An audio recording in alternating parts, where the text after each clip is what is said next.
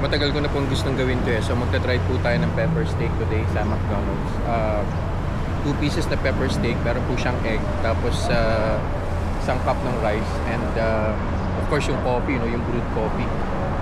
Usually 2 Splenda at saka 4 na creamer po yung nilalagay ko.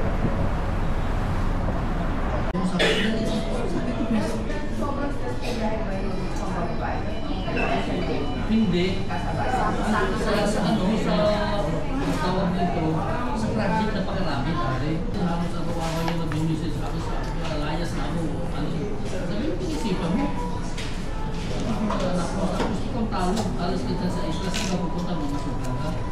Tapos namusunod, pupunta ka ng buka. Kaya yung silas naman siya.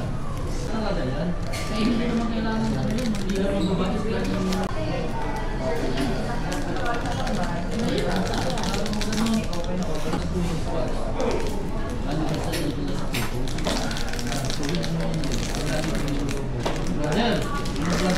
gawain mo ngayon.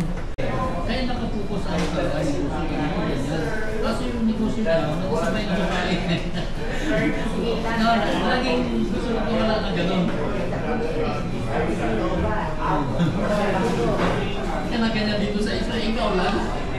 Hindi sa nag-ulogan, nakikita ka nung mula kahapon hanggang gabi. Naka 2 hours na po, so mag-check na po kami blood sugar.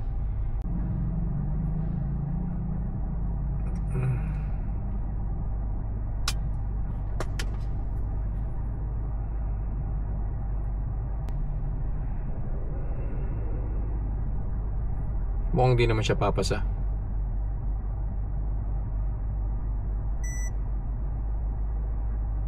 Hey! Sasakalin ako ng endocrinologist ko. Sige po, see you guys in the next vlog. Bye-bye.